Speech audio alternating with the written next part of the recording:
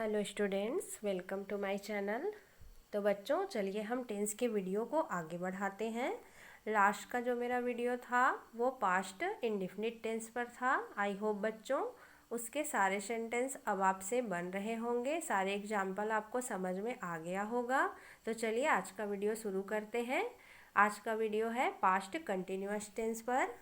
तो past continuous tense में हम वाक्यों की पहचान कैसे करेंगे? देखिए, इस टेंस के वाक्यों में काम का जारी रहना भूतकाल में पाया जाता है। कहने का अर्थ यह है कि कोई भी कार्य जो था वो भूतकाल में जारी था। ऐसे वाक्यों के अंत में रहा था, रही थी, रहे थे आदि आते हैं। एग्जाम्पल देखिए, हम दोनों कल एक किताब पढ़ रहे थे। वाक्य के अंत में देखिए रहे थे। दूसरा है मैं क्रिकेट खेल रहा था, इसके वाक्य के अंत में है रहा था। इस तरीके से बच्चों हम इस टेंस के वाक्यों की पहचान कर सकते हैं। फॉर्मूला देखते हैं। पास्ट कंटिन्यूअस टेंस में इसका फॉर्मूला होगा सब्जेक्ट सबसे पहले में लिखेंगे आप, उसके बाद इसमें जो हेल्पिंग वर्ब आएगा बच्चों वाज या वेयर। आपको प्रेजेंट टेंस में जब आपने पढ़ा है उसमें मैंने आपको बताया कि कंटिन्यूअस टेंस में हमको हेल्पिंग वर्ब लगाना होता है। तो प्रेजेंट टेंस में आपने इज, एम, आर पढ़ा था, तो पास्ट टेंस में आप पढ़ेंगे वाज और वेयर। देखिए, उसके बाद आएगा वर्ब का फर्स्ट फॉर्म, उसमें लगेगा आईएनजी प्लस ऑब्जेक्ट। बच्चों आईएनजी हमें किसी भी कार्य को जारी होने की तरफ इंगित करता है। चलिए, पास्ट कंटिन्यूअस टेंस में हम अफर्मेटिव सेंटेंस यानी सकारात्मक वाक्य कैसे बनाएंगे? देखिए, पास्ट कंटिन्यूअस टेंस के सेंटेंस का हिंदी में अनुवाद करते समय सबसे पहले हम इसका सब्जेक्ट लिखते हैं। अभी मैंने आपको फॉर्मूला में बताया। इसके बाद हम हेल्पिंग वर्ब वाज या वेयर सब्जेक्ट के अनुसार लिखते हैं। तो अब यहाँ पे आपको ये जानना है कि हमें किसके साथ वॉज लगाना और किसके साथ वेयर लगाना है। देखिए, अगर सब्जेक्ट एक वचन हो यानी सिंगुलर नंबर हो तो हमें वाज लगाना है, और अगर सब्जेक्ट जो है प्लूरल में हो यानी बहुवचन में हो तो वेयर लगाना है। बहुत इजी है। इसके बाद हमें वर्ब का फर्स्ट फॉर्म, उसमें हमें आईएनजी लगाना है। उसके बाद हमें ऑब्जेक्ट लिखना है, और इसके अलावा भी यदि हमारे वाक्य में कुछ और अदर वर्ड है तो उसको हमें ऑब्जेक्ट के बाद लिखना है। ये रूल है। चलिए देखिए, अफर्मेटिव सेंटेंस में हम एक एक करके रूल और समझ लेते हैं। रूल फर्स्ट हमारा कहता है, अब आपको एक वचन और बहुवचन को पहचानना है। तो ही, सी, इट ये सब एक वचन नाउन है, इनके साथ आपको वाज लगाना है।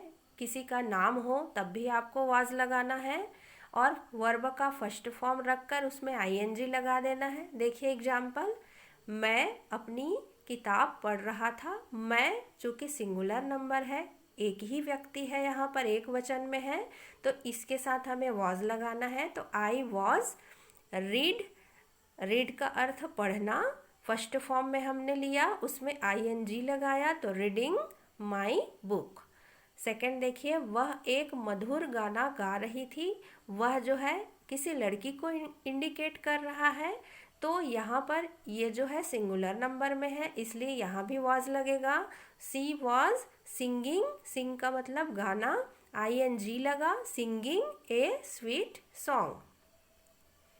रूल 2 कहता है यू, वी, दे और बहुवचन नाउन सब्जेक्ट के साथ हमें वेयर लगाना है। उसके बाद वर्ब का फर्स्ट फॉर्म लगाना है और आईएनजी लगाना है। देखिए एग्जाम्पल, वे फुटबॉल खेल रहे थे, तो दे वेयर प्लेइंग फुटबॉल। यहाँ खेल रहे थे बहुवचन में है हमारा जो है वाक्य, तो इसलिए यहाँ पे वेयर का प्रयोग किया गया है। प्ले का अर्थ खेलना, आईएनजी लगा है तो playing, they were playing football. हम अपना पाठ याद कर रहे थे, बहुवचन में है, प्लूरल नंबर में है। We were learning our lesson. इस तरीके से हो जाएगा। निगेटिव सेंटेंस कैसे बनाएंगे? देखिए, हमारा रूल फर्स्ट कहता है निगेटिव सेंटेंस में वाज या वेयर के बाद हमें नॉट लगाना है। हेल्पिंग वर्ब के बाद बच्चों हमें नॉट लगाना होता है। तो हमारा यहाँ पे हेल्पिंग वर्ब है वाज या वेयर, तो हम इसके बाद नॉट लगा देंगे। एग्जाम्पल देखिए, मैं मुंबई नहीं जा रहा था। I was not going to Mumbai. Second देखिए, वह अपनी गुड़िया से नहीं खेल रही थी, she was not playing with her doll. Third देखिए, गाय घास नहीं चर रही थी, the cow was not grazing grass. इस तरीके से। चौथा देखिए, वे बाजार नहीं जा रहे थे, they were not going to market. तो इस तरीके से निगेटिव बनाना बहुत आसान है, हमें बस हेल्पिंग वर्ब के बाद नॉट का प्रयोग करना है। इंट्रोगेटिव सेंटेंस कैसे बनाना है देखिए बच्चों, रूल फर्स्ट हमारा कहता है अगर वाक्य में क्या लगा हो तो वाज या वेयर को कर्ता से पहले यानी सब्जेक्ट से पहले हमको लगाना है, उसके बाद हमें वर्ब का फर्स्ट फॉर्म में आईएनजी लगाना है। देखिए एग्जाम्पल, क्या हम बाजार जा रहे थे, तो हमारा हेल्पिंग वर्ब वाज या वेयर हमें सब्जेक्ट से पहले रखना है, फिर सब्जेक्ट लगाना है। देखिए हमारा सब्जेक्ट हम है यानी वी, तो वी से पहले हमको वेयर लगाना है। वेयर इसलिए लगा है क्योंकि ये बहुवचन में है, प्लूरल फॉर्म में है, तो वेयर पहले हो जाएगा, वेयर वी, बाकी एज इट इज आपको रख देना है, going to the market. Second देखिए, क्या मैं तुम्हारे साथ जा रहा था, तो मैं यहाँ पे सिंगुलर में है इसलिए वॉज पहले रहेगा, तो was I going with you. इस तरीके से हो जाएगा क्वेश्चन मार्क। रूल 2 हमारा कहता है अगर वाक्य के बीच में कब, क्यों, क्या, कहाँ आदि प्रश्नवाचक शब्द हो तो सबसे पहले इनकी अंग्रेजी यानी वेन, वाई, व्हाट, वेयर इनको पहले रखेंगे, उसके बाद हमें हेल्पिंग वर्ब रखना है, वाज या वेयर जो भी है दोनों में से, उसके बाद हमें सब्जेक्ट रखना है, और उसके बाद हमारा जो रूल आगे कहता है वर्ब का फर्स्ट फॉर्म आईएनजी, फिर ऑब्जेक्ट।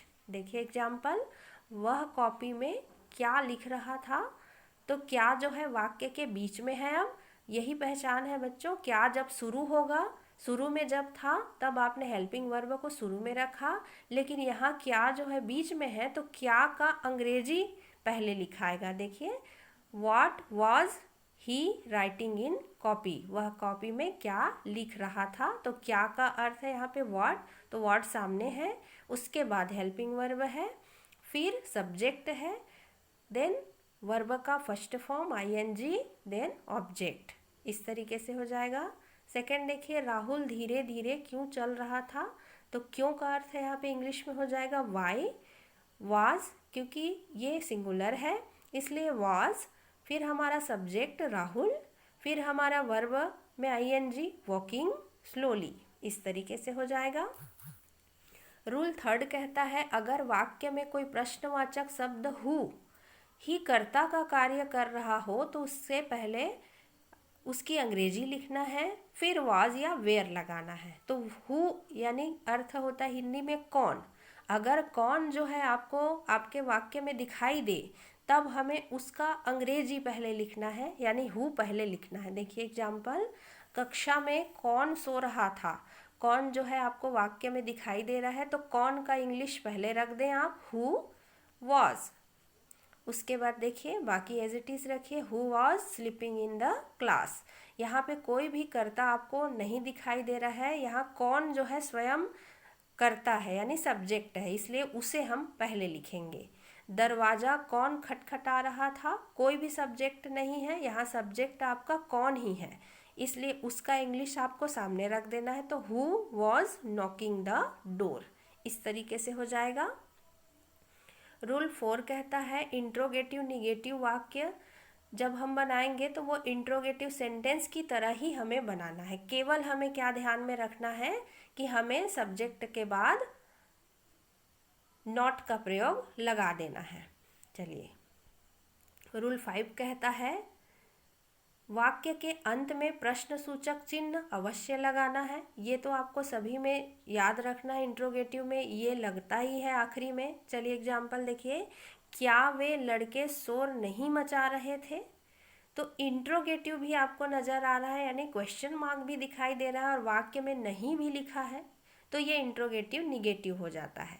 तो वेयर, वेयर इसलिए क्योंकि प्लूरल में है, were those boys not making a noise. इस तरीके से हो जाएगा क्वेश्चन मार्क।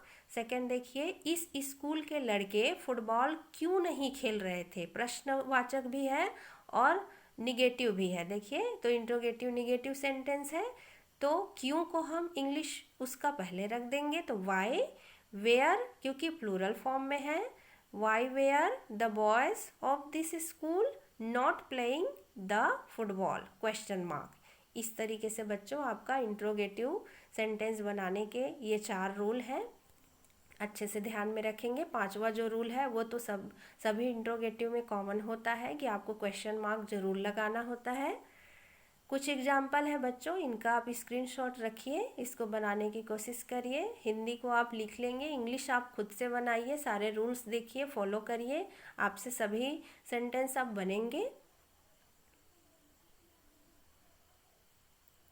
कुछ और एग्जाम्पल है यहाँ पे, इन्हें भी नोट कर लीजिए आप लोग।